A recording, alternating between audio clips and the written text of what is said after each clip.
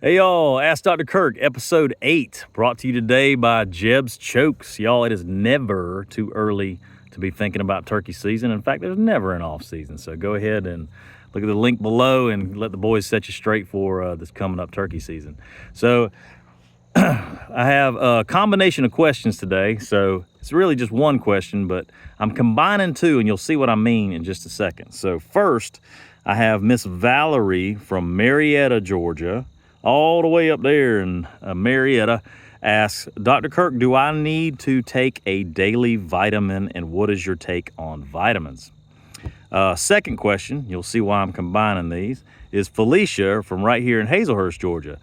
Dr. Kirk, are you going to be talking about some of the things that you write about in your medical minute every week, or are those going to be separate from Ask Dr. Kirk? Great question, Felicia. So yes, there is already some overlap in some of the topics that we cover on Ask Dr. Kirk. I write an article, a medical minute article every week. I've been doing that for several years now, and we've addressed a ton of topics, a lot of fun stuff that you guys can look back on. But for the Ask Dr. Kirk thing, yes, I've had questions that have been, I've already answered in the medical minute stuff, but I don't mind addressing and even expounding upon some of the topics that we covered in medical minute here in Ask Dr. Kirk. And let's just face it, man, some of y'all don't read too good, no how. So in video form, we can answer these things. So let's go back to Miss Valerie's question. So, Dr. Kirk, do I need to take a daily vitamin? Okay, so quick answer for Miss Valerie, your girl, yes. I'll tell you what I mean by that in just a second. But first off, what is a vitamin? So a vitamin is an essential nutrient that the human body cannot synthesize on its own in sufficient amounts for us to have any good. So we have to seek this out now in our diet. And now, I said insufficient amounts. There are some things that we can synthesize vitamin-wise. Good example being vitamin D. Get outside in your sun and go get some vitamin D, you've kind of heard. But just being out in the sun doesn't give us enough vitamin D. In fact, I will tell you, Americans, on average, are savagely low on vitamin D. There's studies out there right now trying to figure out why that is. There's something we're missing in our diet and our daily kind of thing. There's some theories out there, but we are all low. If you're hearing this, watching this right now, you're low on vitamin D, or if you live in America. So anyway, back to vitamins. Vitamins are these essential nutrients that we get, that we use for all sorts of purposes, for metabolic purposes, energy use, the health of your skin, the health of your blood vessels, so many functions. So these are necessary things that we need to get. Now, I'd be remiss if I didn't give you the biblical explanation of things. In the Garden of Eden, we were supposed to have everything that we needed. And thanks to your great to the 1000th power grandma and grandma, Adam and Eve, got kicked out of that place. Now, here's humans, we got to go searching for those nutrients in our diet. So in the article that I wrote, and I'll repost this at some point, the Medical Minute article on vitamins, I went through the whole history of vitamins and when daily vitamins were available, and when we synthesized them, and when they became this fad and was on the market. Fascinating stuff. It's largely linked to the Howdy Doody show, some of you historian folks, and the once primetime cartoon called the Flintstones.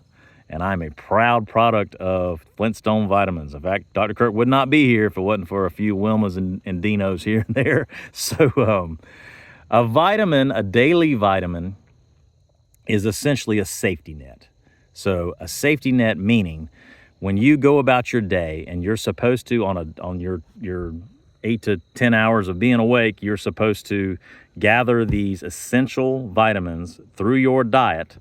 How good do you do? Let's be honest. I mean, what's your food pyramid look like?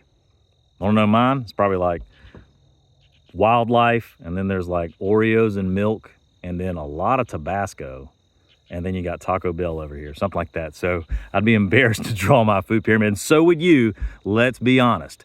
So how good do you get all of those daily vitamins and minerals you need? Probably not great. So a daily vitamin that you take, just a generic one a day kind of vitamin, covers those bases that you might miss in your daily diet. And so what your body doesn't need is just going to pee out. That's why a lot of times when you take a vitamin, you'll notice that your pee is like this neon kind of thing. That's good. That means you didn't need it. You didn't need certain things and you just peed it out. So not a big deal. Now, if you eat well and you got this wonderfully balanced diet, wonderfully colorful diet, with all sorts of fruits and vegetables and dairy and the grains and all the kind of things that you see and you learned in high school for your food pyramid, then maybe you don't need one, sure. But just us look in the mirror at ourselves, we probably need one. And there's two specific populations that Dr. Kirk will fuss at and say yes. And that first one I kind of hinted at when I told Valerie, you're a girl. Yeah, you need a daily vitamin.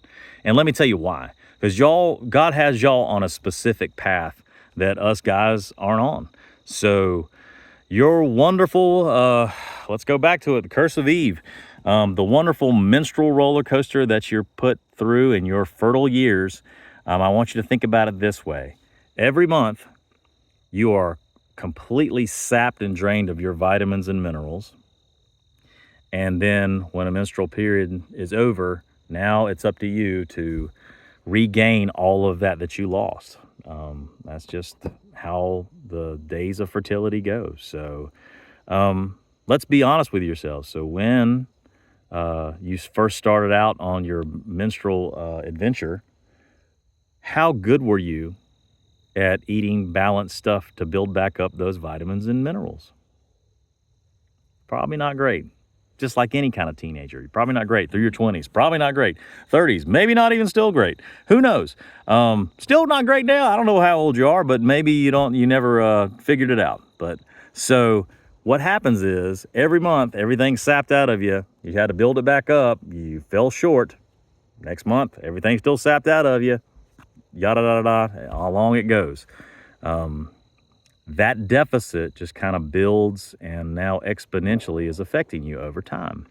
So a blessedly menstruating woman now is at this deficit. So this is one of the reasons, not all the reasons, but one of the main reasons why y'all at old age are susceptible to osteoporosis and weak bones, and yet men aren't. So there you go. So any woman between ages 10 and 50, I would say, needs to be on a women's one a day. Because those women's one a day, and look, you can get generic on this too. You don't have to buy anything expensive. They have cheap gummies that you can get, and that's going to cover the bases when you fall short in your diet. Now, the second population is pregnant ladies. Pregnant ladies, come on now. We got to get those essential vitamins and minerals in there because you ain't just eating for you. You're eating for the little baby in there. So you need to get all those vitamins and minerals. So now listen, we can talk about specific vitamins and minerals later on and some other kind of things. I have a great article coming up in my Medical Minute on vitamin C, which is pretty dang awesome. So, Miss Valerie in Marietta, Georgia, I hope this answers your question. I'm a big fan of daily vitamins, just knowing because us humans are the flawed creatures that God created, and we fall short on what we're supposed to gather every day for our essential vitamins and minerals that do all these wonderful things in our body. So, yeah, do you always need it? No. If you're being good, you probably don't. Can you overdo it? Absolutely. Some of you GNC freaks who are pounding way too much. There is a certain limit, and that's something you need to discuss with your provider on what's too much, because you can throw your kidneys for a loop trying to pound in too much kind of stuff. Supplemental stuff is great, man, but it's so much better from your natural diet. We're absorb them better that way, and they just are just flat out better for you. A simple tip, if you want to know how to get vitamin-rich diet, and this is a simple one, listen. I want your plate to be as colorful as it can be. with a bunch of different colors. Turns out there's a great correlation with how colorful your plate is to how vitamin rich your plate is. Pretty cool tip, right? Anyway, this was Dr. Kirk, episode 8. Love y'all, mean it. Jesus loves you. Hey, anytime you want to come talk to me, talk to me. Keep sending me questions. And just remember, if you ever want to talk about Jesus, we'll do that too. Love y'all.